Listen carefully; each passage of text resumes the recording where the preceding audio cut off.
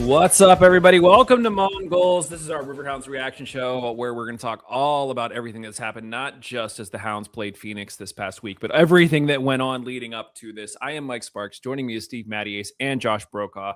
Gentlemen, it was a very big week. Steve, you were unable to join us at the game because of a big event that was happening in a friend's life. What was going on this weekend? Yeah. So, I mean, before that, Rory had to get a tooth pulled. So that kind of started the week. And he spent 3.5 days sleeping nonstop. And then yesterday he was like, all right, I'm back to normal and I'm going to do things. And I can't do anything with him and I can't let him chew on balls and whatnot for a couple of weeks. Because one of my really good friends here in Ambridge got married yesterday. So a few of his close friends, we had kind of like a bachelor get together Thursday night and then came to my house. Had a campfire.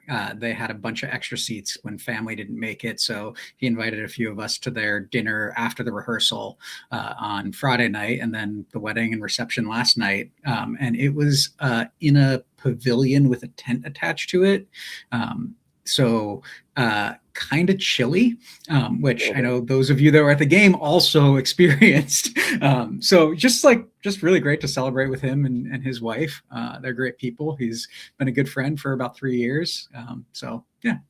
I completely forgot about Rory. You had sent us pictures and some of the photos of Rory on meds. If you ever go online and look up like dogs on meds, and they're just hilarious. Like the big eyes and the gaze where they're just kind of like swaying into stuff. It was hysterical. So yeah, I got a video of him that first night. He was sitting here in the chair in my office that he looks out the window, and he was just trying to like do his normal thing, like look out the window, observe the world. And he kept like starting to doze off and doze off and doze off. About 10 minutes after I sent the video to you all, he did fall asleep and almost fell off the chair.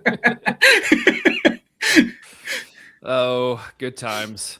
Josh, you guys were at the marathon today, yeah? Yeah, we were at the marathon, not running in the marathon. No way. But we pretty much every year now we've been going down with some friends. We hang out on the Weston Bridge and hand out like food for the runners, cuties and figs and pretzels and cheer them on. We have signs, go everyone, that kind of stuff, and just pretty much just be loud and try to support. And it was great because we also got to see Justin because Justin was in the race, so he ran by and we said hi to him, and our other friend Unsa was in it, so it was cool to see people we know and just kind of just hang out and do the thing. Nice. Did Justin have his Fortitude shirt on? I don't remember. Okay, right. I couldn't tell you. So for those of you who were at the game last night, there was this running gag where a few episodes back we had Robbie Mertz on as like a guest host, and Laura Ellen did her "Hey Sir," where she questioned the team's fortitude, which then led to Robbie using the phrase fortitude like 6 more times during the episode.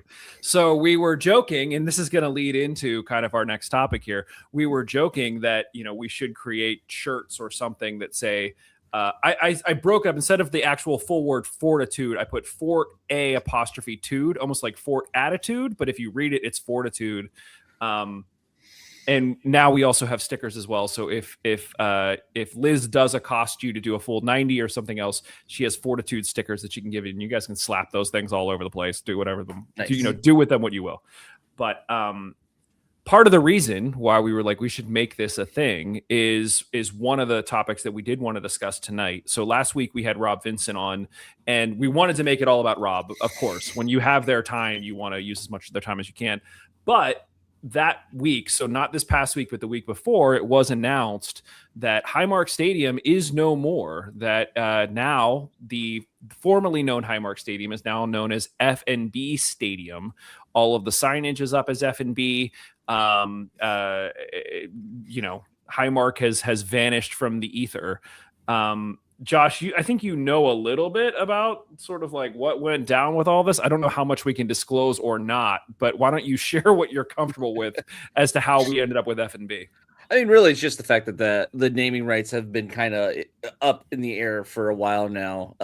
We've known that they're going to change the name and get new sponsor before the season even started. So it's just been a while. Like we kind of knew this was happening. I think actually we might have found out 2 years ago. I don't know. But they've been shopping around for a while, and this one came up.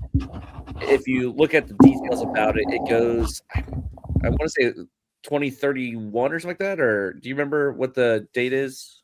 I don't remember the actual end date, no, but it does continue into sort of what would be the USL Premier, which is why they like the whole idea was like, hey, you're gonna be paying a little bit for that as well, because the stadium's gonna be a lot bigger. It's gonna be a bigger deal to have that name.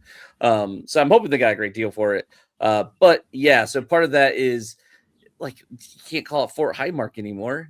So like, what are we gonna call the stadium? And a lot of people, myself included, were like, we just call it the Fort, just the Fort, and drop any branding off that, so that way it's a little bit more evergreen. It also reminds me kind of like the Igloo back in the day, so it's just a nice name. So fortuitous that we got the Fortitude shirt. Did you say fortuitous, Josh? I did actually, but I wasn't gonna call it out as much. But yeah, so it's kind of cool that we have Fortitude shirts, because it's now we're gonna be nicknaming it just the Fort. The Fort. Yeah, agreed. And you'd have to imagine this probably won't be the last time in terms of our fandom for this club and this organization that the stadium will change names. If you just look at the Pens, if you look at the Steelers, going from Heinz Field to Acrisure, from Three Rivers before that. So I love the idea of coming up with just a general nickname for the stadium, and the Fort just fits. I think it's perfect. So Josh, kudos to you for coming up with that, and then we'll try to run with it. Steve, your thoughts on FNB as a new stadium partner? I mean, I hope it's a good deal. Like, no idea what the finances are. I'd assume it's an escalating, like Josh was saying, when the Hounds are in the USL Premier. I think a lot of people kind of reacted really negatively, but I kind of like that it's a company that is investing in the city. They just built a huge headquarters tower right next to the hockey arena. And so they're here and they're invested in the city. And so going after a name that has gotten some of that recognition for what they've done over there on the stadium, I think is kind of a good thing. It adds something. And, like people that may not know who the Hounds are as well, hear about the stadium being FNB, and they're like, wait, FNB is making a bigger presence. What is this about? And so maybe that brings in a few extra people or gets people to recognize the Hounds a little bit more. So, I mean, it's a stadium name, right? Like, I don't care. Like it doesn't affect my life. Yeah. Agreed. But, I was impressed with, the announcement came out, and now if you even try to look in Google Maps, it's no longer Highmark Stadium. It's FNB Stadium. So whoever had that task of getting all those ducks in a row, they nailed it, because Highmark is no more. So, yeah. And the nice thing about that is I don't get directions to Buffalo. Right. Exactly. So that was the one big piece of news. It's interesting. Like I said, if you go down there, F&B signage is all over the place. They were on top of that as well. And it looks fine. It like you guys said, it's a stadium naming thing, but it is just new. So we figured we would have to talk about it. The one other piece of big news two pieces of news before we get into the actual game itself. And this was part of the reason why, if you clicked on this on YouTube, or if you see this in your podcast player, we titled this a big week. It's not really about the game. It's about this news that we're about to discuss here. And that is that the Players Association reached a tentative agreement with the league. So after 60 plus meetings for negotiation, we now have an agreement in principle between the USL Players Association and the league. So up to this point, there was all of this discussion about a potential strike. I mentioned we had Robbie Mertz on for an entire show, and he kind of shared some of the things that they were fighting for. There was this underlying concern that there really could be a strike. The players had kind of their moment of solidarity that they would do at the beginning of each half all season long to kind of highlight the fact that, they do have some power in these negotiations, and that they're not just going to kind of take what the league is giving them, even to the point that we discussed it last week. Albert Dequa would have the fastest goal in Hounds history, but he does not, because they chose to stand still for a minute and then 13 seconds later he scored, as opposed to just scoring 13 seconds into the half, which we could talk about Chico after, you know, the rest of this, because that's a whole nother thing. But guys, the highlights from what we're hearing as it relates to this negotiation is that the agreement in principle is going to last through 2030. Potentially through 2031, depending upon some of the healthcare bits that we'll get to. It guarantees 12-month contracts for the players. So previously, there were some clubs that could give guys 10-month contracts or even shorter. They could just end them prematurely. So that kind of does away with that. The general compensation for players has been increased from $34K. I'm sorry, from $31K up to $42K. There are allowed 4 entry level spots where they would start at $34K. Some of that will fluctuate, and you know, we can get into the more details once this thing is actually written in pen. But one of the big things was that there was additional considerations specifically for the Premier. So when we had conversations earlier, it was about how this is primarily related to the USL Championship. It wasn't even covering stuff that was going on in League One or going on in the Super League. And it sounds like as conversations continued, it expanded, and a big piece of this was the Premier that started to come into the conversation as well. So now the minimum salary for a player in the Premier will be $67K a year, and they will still have kind of those 4 entry level spots that will be for $50K. So as you kind of work your way up the tiers, then obviously you would be able to make at least a higher base level. And those salaries, those basically include at this point, for those who don't know right now, a lot of the salaries are like a bundled package where they say, yeah, we'll pay you the salary, but we're going to take so much out for your housing. We're going to take so much out for your healthcare. We're going to take so much out for different expenses. So the actual money that you get at the end of things it may not be that big at all. Whereas now they're saying that base salary will really just include salary and housing, health insurance and bonuses are in addition to that, which is good. No mid-season buyouts, which is good. The players will get the same healthcare that is offered to other front office employees, which is huge. There is the potential that the league could come around and provide their own healthcare to players, which is where, if that happens, then this contract would be extended to 2031, not just 2030. And then really the biggest outstanding thing that they're kind of choosing to, I believe, again, this is all speculation. We'll know more once it is written in pen.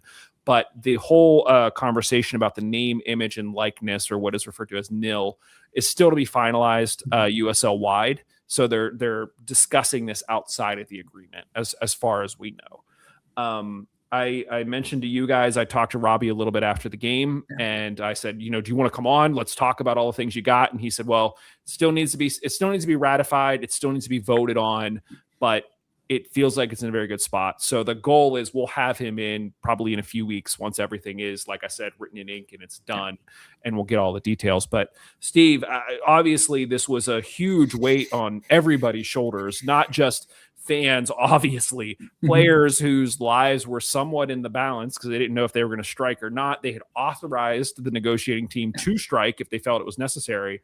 But, guys like Robbie, guys who were on the actual negotiating committee, who, in addition to trying to play, were spending all of this time in a room trying to hash this out with the league. What are your impressions about everything that's sort of come out thus far? Yeah, no, I mean, I think the deal for players overall looks really, really good. The surprise of them bringing in things about USL Premier is really nice to see, and to see that that's actually a substantial difference in baseline pay. I also think it probably was the big thing that the players union agreed on, was to not get something for the name, image, likeness in this. But it seemed like that was one of the big things that was probably holding things up from their side. And so I kind of wonder if them dropping that then put the ownership league kind of on the hot seat, because it's like, okay, well, like, hey, let's talk about this in a separate thing, league-wide. We'll figure that out later. No, there were still a few teams that were, for a long time, holding out on compensation and on healthcare. And so my understanding is there's a lot of obfuscation that us as fans know about our teams. I mean, I had penned an open letter to Tuffy and the front office a couple months ago, and then talked to some people like, yeah, you're actually being really generous, and there are some of these things that you think are happening that aren't happening. So knowing that this is an improvement for the players on the Hounds as well, not just in the compensation, but in some of those other areas, I think is really, really good, because I think the Hounds can figure out how to do the compensation, but that they're also getting something else out of it that they weren't getting is really nice. Yeah. Josh, what's your take on all this? Yeah, I feel like this actually turned out really well for the players. I don't really see very much in here at all that feels like the players really took a hit on. So that's great to see. Obviously, it's not to be ratified and everything like that. And I am curious now, like the people who were holding out, the clubs that were holding out, like if they kind of had to give in, what happens next for those clubs or anything like that. Because I'm sure they're like, oh, we're not going to be able to do it because if we do, we'll fold.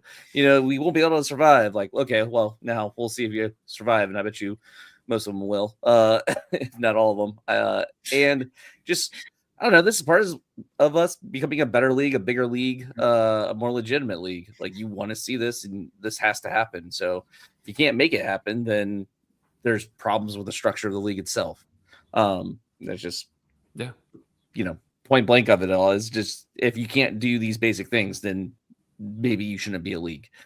So the fact that they have health insurance now, mandatory, that's huge. That was like the majorest, like the biggest thing in here that I was like, man, they don't have mandatory health insurance for like professional soccer players. Like, how's that possible?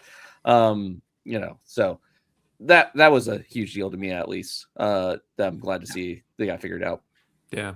I mentioned how we had Robbie on a few weeks ago, and one of the things that he was kind of stressing was that this wasn't just for the good of the players, but they had kind of the league's interest in mind and the team's interest in mind. And I know that that's really kind of like coming from the players, you're like, okay, sure.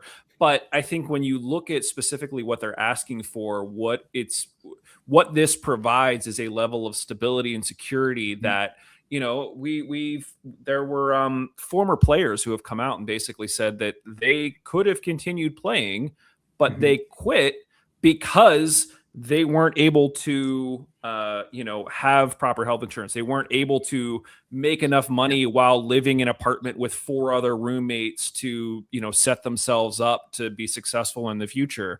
And this is a scenario where it feels like if you have these pieces in place, not only is this going to make it more attractive for players to come play in this league, so therefore you kind of grow the league, but it also provides a level of stability, like you guys said, where if you have a team that can't meet these basic minimums, then maybe you shouldn't be a team, because there's going to be other areas that you're going to be fluctuating on as well that could cause you to go the way of having to fold because you can't actually sustain yourself.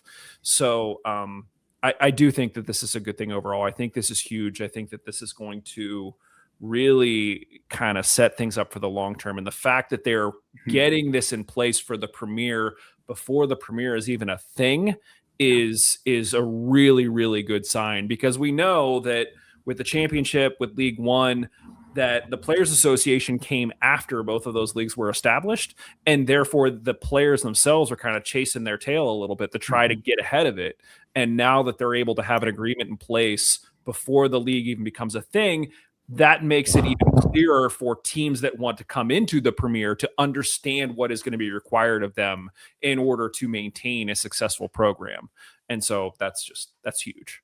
So, Robbie was kind of beaming ear to ear last night, even after the fact that, the guys did lose 1-0 just because of all of the work and effort that went into it. So a huge kudos to him and all the people on the negotiating committee and all the players. And hopefully this thing gets signed and done, and we're good to go. So, guys, any other thoughts or comments about the USLPA at this point and the agreement that's now in place or will be in place? I mean, I just think like this is a huge step, right? Like, obviously the numbers are not comparable. I haven't plugged it into a calculator to kind of see the difference of what the money can buy. But what we're sitting at for looking forward to Premier in particular, but even where we are with Championship, 42.67. In 1996, when MLS started, the base salary for a first-year player was $24,000, right? And so I don't think that's quite 67, right? Like I don't have the math, but right, like, but this is putting the Premier in a good spot in terms of where it's starting, compared to where a league that they're chasing started out. So who knows what that means for the future? But it's just like, okay, yeah, like it's a livable wage. Yeah, yeah, agreed. Liz made the comment, I'm assuming that this is in relation to me saying that Robbie was beaming ear to ear. She said it was because of the prize, obviously. So this kind of provides us with a segue into our next topic.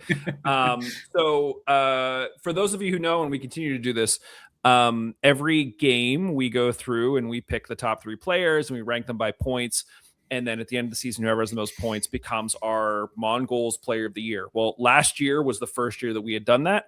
Robbie Mertz ended up winning. He had the most points. And so all off season, we were like, we got to get some award. What should we do? Which we don't know. What do we do? We kind of batted it around. And then when Robbie was on the show, we were just like, what do you want? We got to give you something. And he was the one who was just like, it's kind of we're kind of a goofy podcast, fun thing. He said, if you do something too serious, that it's like too serious and like nobody will actually like it. So try to do something fun. So we settled on, because the USL is kind of what it is. And there are certain things that you don't necessarily see as it relates to players in other leagues, especially over in Europe, where you might have, video games with player likenesses, or you have kind of stats ratings that you have those big cards for. You also don't have stickers or player cards here for all of the players. And so we said, wouldn't it be cool if we made almost like a baseball card for the winner? And we highlight the fact that they were the Mongols Player of the Year. And so what we did was we created what basically I'm putting on screen now, basically a player card for Robbie Mertz. It's a 1-of-1. There are no duplicates. It is just his to have. And it's inside a nice hard plastic case. Says Mongols Player of the Year 2025. On the back, we said something about, the Jagoffs over at Mongols voted you the 2025 Player of the Year. It has a nice little stand with it. So after the game last night, we presented it to Robbie. He was pretty excited about all of it. So we'll get his thoughts and see where it ends up in his house when we have him back on here. But it was a cool little thing. And I kind of, I think the idea of doing a little card like that is fun. It's not a traditional trophy. It's not like, something that you need to necessarily put in a trophy case. You can kind of put it anywhere, but just a little reminder that like, hey, we thought you did a good job. Thanks for doing a good job. And go from there. So Josh, you were there. It was a fun moment. Yeah, it was great. And Liz mentioned in the comments, but after we gave it to him, he looked at it. He was like, "Hey, can someone hold on to this for me?" Because I don't, he's signing autographs. Yeah. He has no pockets or anything like that. Yeah. So we handed it over to his dad because his dad was behind him, and he was like looking at it like, "This is really cool." Like he thought it was really fun as well. But it's kind of also bearing another lead. You were actually at the game. You were there with the kids, and Laura Ellen and Justin, and their kid was there. So yeah, it was nice to actually have the Mongols family partially there, since Steve couldn't make it since he was at the Bachelor thing, and Drew couldn't make it either. So we'd have everyone there, but it was good that you guys who are normally not at the game were able to make it. Yeah, it was really fun. We went, we took the scouts rock climbing at Ascend over in Point Breeze, which was a blast. And then we were like, well, we're in town. So one of the other families that we went with, we were like, do you guys want to go to the game? And they were like, yeah. So we went, we knew that, Justin and Laura Ellen would be there. So we didn't sit with the Steel Army. We sat in another section with this family. But at halftime, I was like, we're going to go take a walk. And so we went around, we found Laura Ellen, and then I came over and I saw you guys. And then it hit me. I was like, I don't know where Justin is. And at that very moment, Raina Jean, which is Justin and Laura Ellen's daughter, had like little headphones on to like block out the noise. I see her walking towards me, and she's just like doing this like little dance in her head, like no idea what's going on. And she just like walks past me. And I had this moment. I was like, maybe she knows where Justin is. So I like turned around and like stalkishly like followed her, and she's like no idea I'm there. She's like walking up the bleachers and like making random left turns and like so eventually I see Justin like flagging me down, but I felt really creepy for a hot minute. You should. I was like, this is all in like good spirit. If she goes somewhere else, I'm walking away, but like maybe she knows. And I didn't want to be like, hey, you know me, because like she probably doesn't remember you. So yeah, it was a good time. And then I saw Peter. Peter was there working at one of the merch booths, and I pretended to just grab everything on the table and run. And he just looked at me. He was like, "No, don't do that." About no. I listen. I wish we've talked about this before. At one point, my wife was like, "We should get season tickets," and I was like, "I would love to get season tickets," but at this point, living an hour and a half away with everything else going on with the kids, it's just not feasible. Once the kids are like out of the house and we have more of like our time, it will become much more of a serious consideration. But you can work up to it. You can do like a flex pass where you get like 5 game or 3 game pass, just to don't commit yourself to the Summer of the Hounds where you have to come into the stadium 4 times a month, up to 5 times a month, depending on if we have a weekday game. Yeah. It was a great one to come to. I know we're kind of like jumping past the game, but afterwards I walked up to Luke Biasi and I just looked at him and I said 5.1, man. And he was like, come on. And then we caught up for like 2 or 3 minutes. But you didn't kidnap him for me, Mike. I did not kidnap him. No, I talked to him for a while, and then because Luke had been here for so long, there were other kids that he knew that were like coming up like Luke, and like he was like giving them a hug and stuff. So yeah, it was a good time. Yeah. Plus, there was a moment we were standing in the concession line, and my youngest son, I see him just like staring off in the distance, but I could see the gears turning in his head, and I was like, "What?" And he goes, "Is there a theme tonight?" And as you look around, there's multiple people walking around dressed from Austin Powers because it was Austin Powers night. Does he know what Austin Powers is? He knows what Austin Powers is, but like somehow the fact that it was Austin Powers night completely escaped him. So he's seeing people dressed as Dr. Evil and dressed as Austin Powers just randomly walking around the stadium. I should have been like, no, this is normal. But yeah, I was like, yeah, it's Austin Powers night. He was like, okay, that makes so much more sense. And I was like, yeah. Ammo's in like a crushed velvet purple. Which, like, I want to know, where do they get that for ammo? Like, that has to be custom, but like, who do you call? Like, we need a purple crushed velvet jumpsuit for ammo. Somebody out there has to know. You got to tell me, because I feel like there's this like little sub niche somewhere that's making a killing just making costumes for mascots. I would like to think like, I know this isn't true, but just like calling up a regular like clothing store, be like, yeah, I need like a 10X of a crushed velvet tuxedo, please. It's a human-sized dog. Yeah, yeah, these dimensions. And like the person's like, this doesn't make sense for a person. But yes, it was a very good time. I also felt kind of bad because the people that we were there with, the family we were there with, they knew, like, as we were walking in, they were like, so what's your like affiliation with the team? I think it's like this big question mark out here in Ligonier where people are like, you do something, but like, what do you do?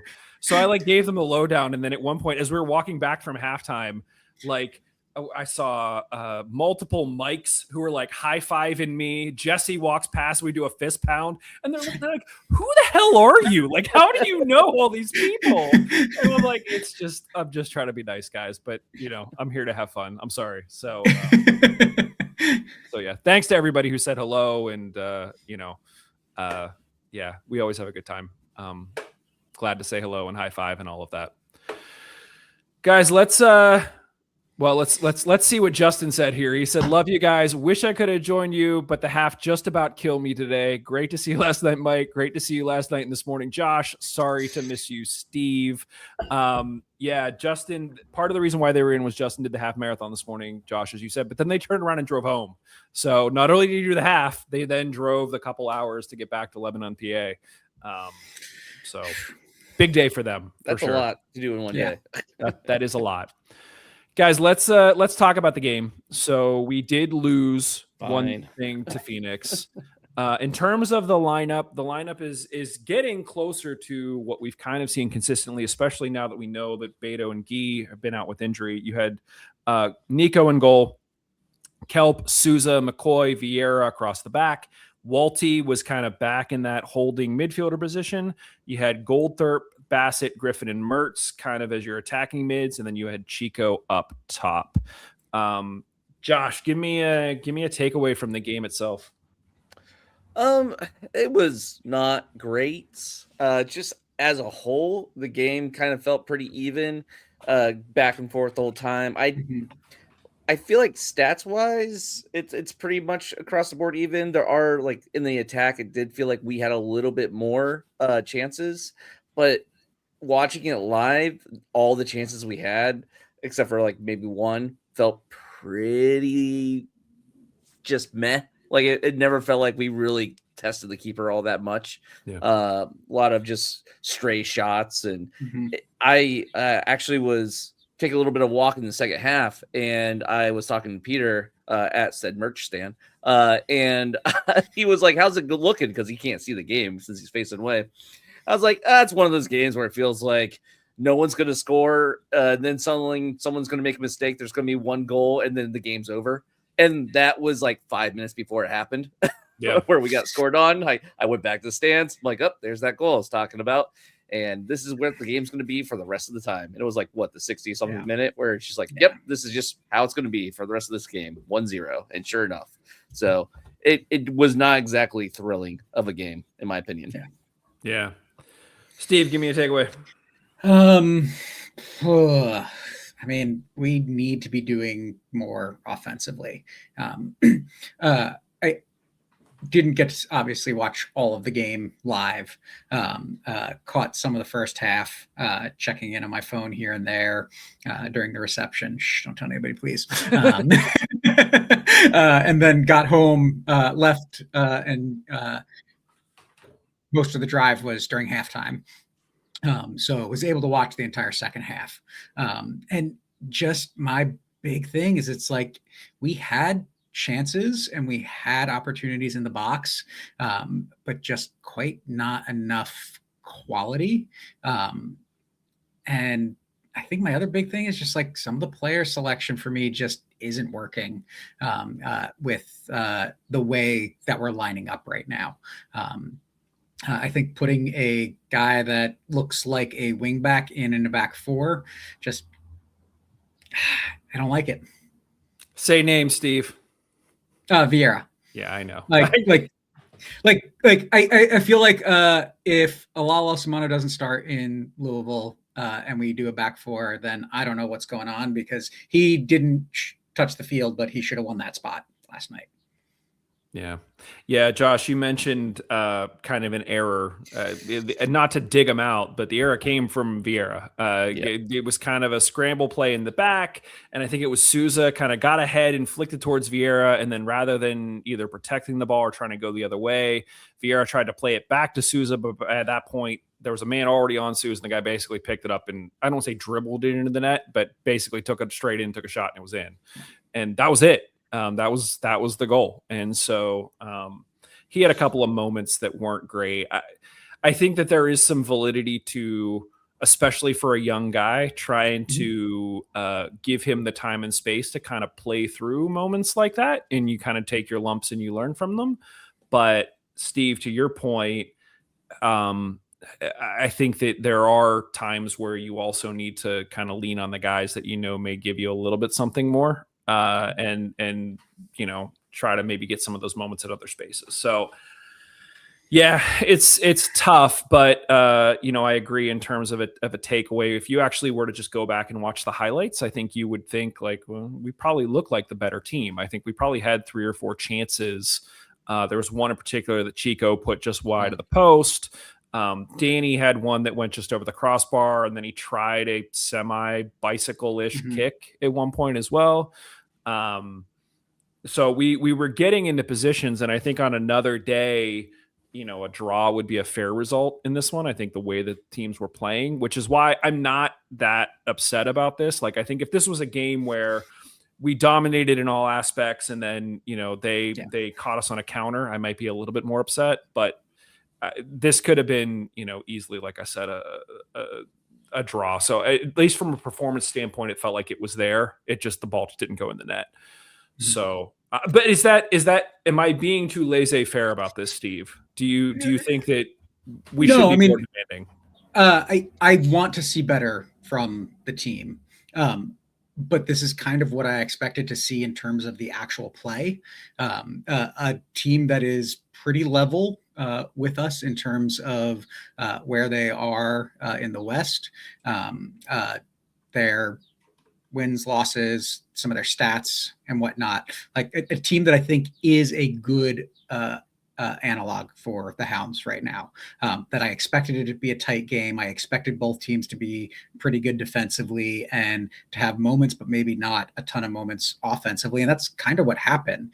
I just want to see some growth and development.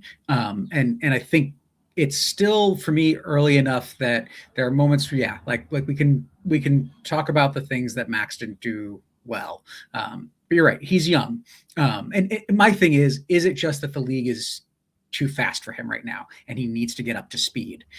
That's kind of how I felt with some of those plays, right? Like when he gave up that ball, it's just like, oh, you're not used to that type of pressure. There's a guy coming behind you with a lot more pace than I think you've seen before. And then I think Goldthorpe as well, just like learning to make some better decisions at this level consistently. There were times where he had options and went himself that I would have liked him to see him distribute the ball to, like, say, a Robbie or Sam Bassett or a Chico, and instead driving it right into a defender's body. Yeah. Good. No, I was going to say, just on Vieira, there was a couple of moments where he found himself in like the center of the box making diving headers. And I was like, what? Like, where did you come from? Like, you're supposed to be way out there. What are you doing?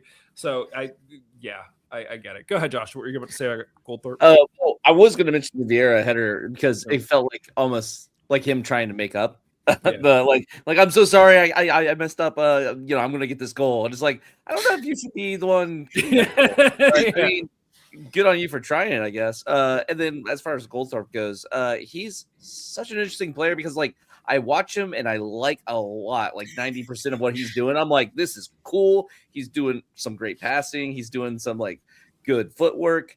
It's just like that decision making. Every once in a while, you're like, "Oh, what was that reasoning?" And like, I also do kind of like that he can get greedy about taking a shot because I feel like this team, especially this year, is very much a dump it to the left or the right, and then back, and then just trying to get the cross in and hoping for the best.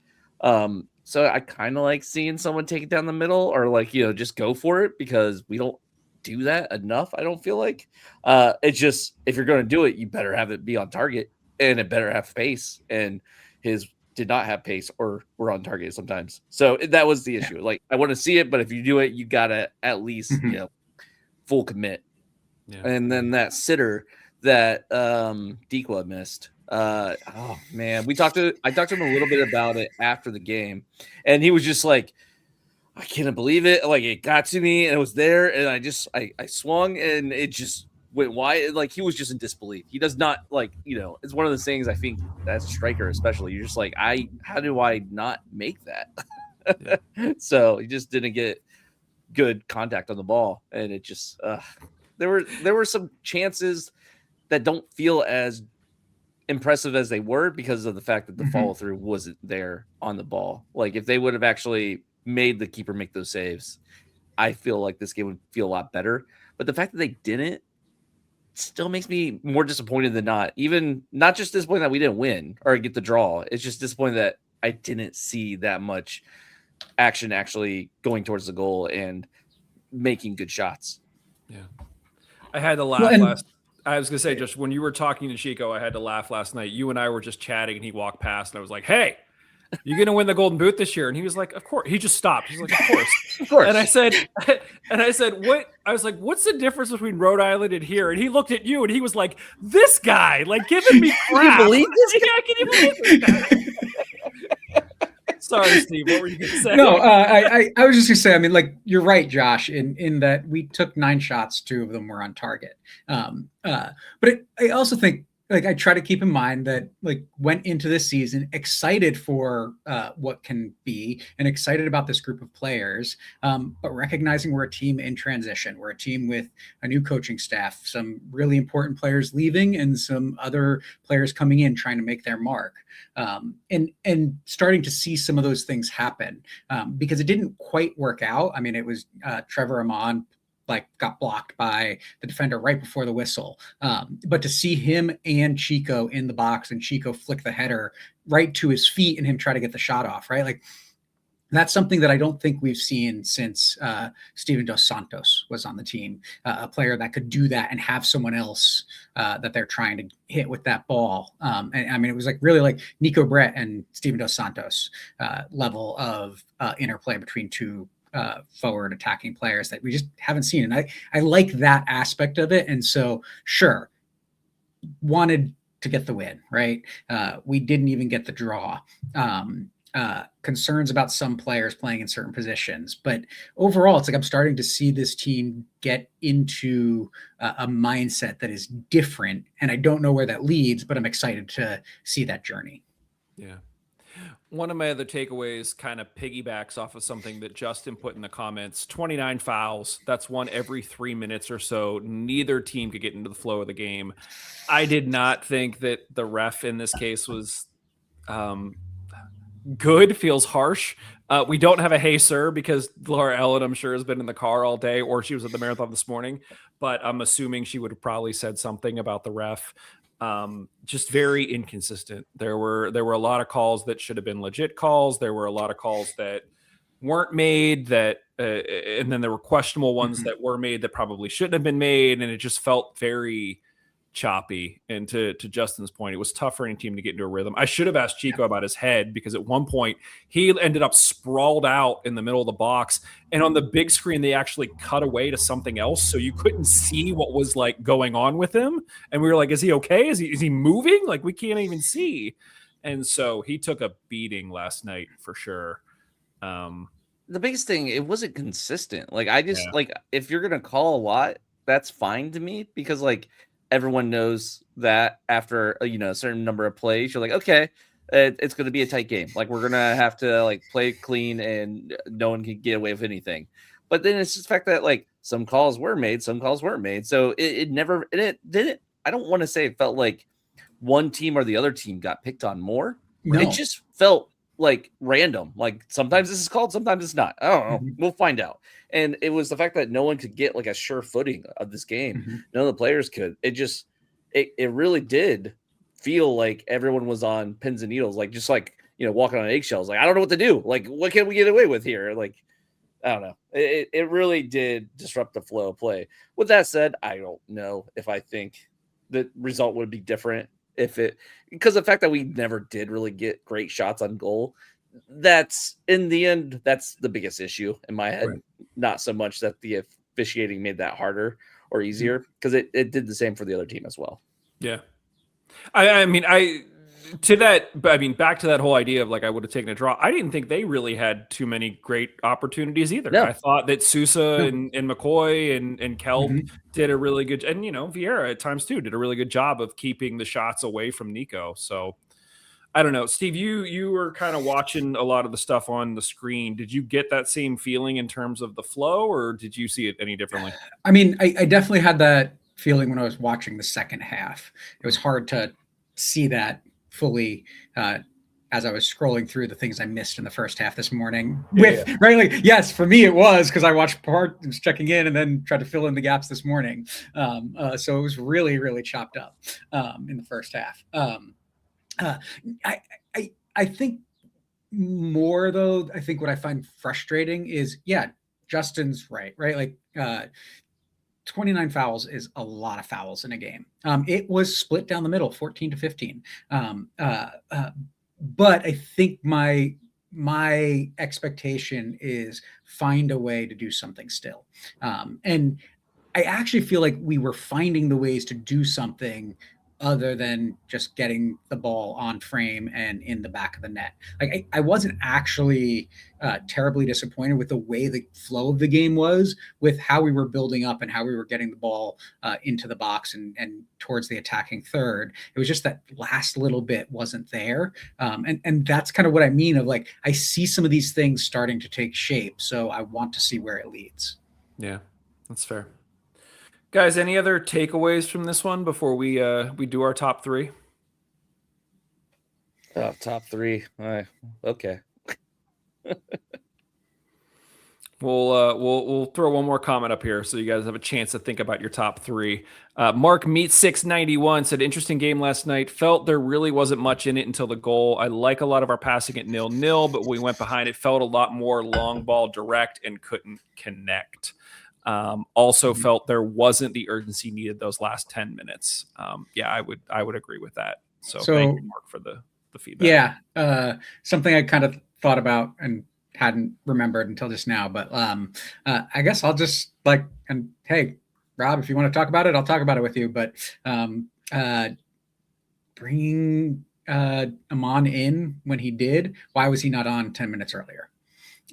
You're chasing the game. Why are you waiting so long?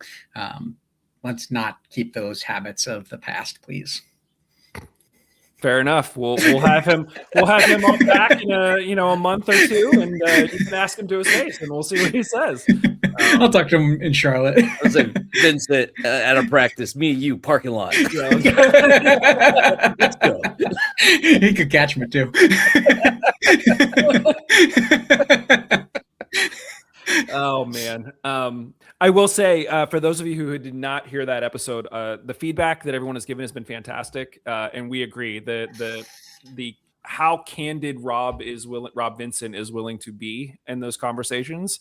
We told him it's like unmatched anywhere in professional sports, and he loves it. Like, we were texting afterwards. He was like, "I want to do it again. Let's go." So really, really good stuff. If you've not heard that, go back and check that out. Yeah.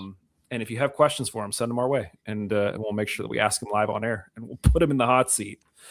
Guys, let's do top three. Steve, I'll let you go first in this one. For me, best on the field was Lasse Kelp. Ooh, okay, so Kelp was who the team put out as like their player of the game as well. We talked a little bit about Kelp a few weeks back, and I don't want to say he came out of nowhere, but I felt like I'm seeing him more and more, and I'm liking what I see. So I think I think I had mentioned this a few weeks ago. His first game was, and actually Rob talked about this, I think, as well, was in Open Cup. And it was like 2 days after his visa got approved, his work visa. So they had been really excited about him. They really liked him in training, but he just wasn't able to be on the field legally. So they put him in the fire right away, and his quality, I think, has shown really well. Yeah. Josh, give me another name. Okay, so I'm waffling here between two, but I know we kind of said some negative things about Goldthorpe this game, but I also thought Goldthorpe was doing a lot this game. He seems to be doing a lot most games. Yeah. So I'm going to say Goldthorpe. Okay. I'm curious, who was the other one that you were waffling between? Walty, I feel like what he was doing is a little bit more unsung. Like he's not, he's not attacking, but he is distributing, and he's, mopping up, and it felt like he was hustling out there. And that's a thing where I feel like kind of goes unsung a lot of the times. And I mentioned him after the game. Like, I thought you had a great game. Like, you were doing a lot. Yeah. I think as well, what now that you bring him up, his performance last night, what he really was really good at was ensuring that Phoenix was not getting a lot of the ball in the center of the field. Yeah. So that's why I think Kelp was able to shine, because he was able to shut his side down because he had a lot of work to do. And that's why the goal came from the other side, because he just was giving nothing up. And so Phoenix all night long was looking to try to avoid him. Yeah, agreed. I really like Walty in that holding midfielder position. And I think one of the things we talked about in the past is that, and this gets back to the whole Luke Biasi thing, if they're doing their job right, you don't notice them. And I think that was a case where we did notice him, but it wasn't because he was bad. It was because he was doing his job well. So I like Walty as a shout. The other one that I was going to throw out was DG, just because I felt like any attack was sort of coming from him picking up the ball and dribbling it into the midfield and like putting pressure on the defense. He was in on that rush, on that cross that came in from Robbie that made its way to Chico. He had that like quasi bicycle kick. He put the ball slightly over the bar in the first half. So I just felt like if anything was going to come out of the attack, it was going to start with him. But I could throw his name out there for any game. That doesn't mean that we shouldn't include him in the list. But I guess my question is we got Kelp, Goldthorpe. I think Walty's a good shot too. Which one of those four, if we throw DG in that mix, don't make our top three? I think it has to be Goldthorpe for myself. Like I think DG was doing that plus more of what Goldthorpe was doing. Is what I'm saying. So I think if we want DG in there, I think that makes the most sense. Steve, do you disagree with that? No. I mean, I was not thinking Walty. I think that is a great shout, and reflecting back, he is not flashy and was not flashy, but was just a complete rock in that midfield. So he has to stay in. I mean, and I really like Kelp, so that leaves Goldthorpe as the odd man out. Yeah, no, I get it. I think there's some honorable mentions too. Like I said, I thought Souza and McCoy both had really big games too, and I think the more time that they get together, I think they could end up being a really strong center back pairing. McCoy's just a friggin' house. Like, he's just a big dude, and so like it makes it difficult for people to get past him. But let's go with Kelp, Walty, and DG. Steve, give me an order. DG, Kelp, Walty. Josh, you okay with that? Oh yeah. I'm actually surprised you put DG in front. I thought for sure you're gonna do Kelp, DG. No, but I wanted Kelp on the list. So That's fair. Like, that's fair. DG for me, was great. He was in my top two, no matter what. Yeah, and then I do want to say, just in case McCoy's listening, if you don't get a yellow card, I can't put you in the top three. I'm sorry. So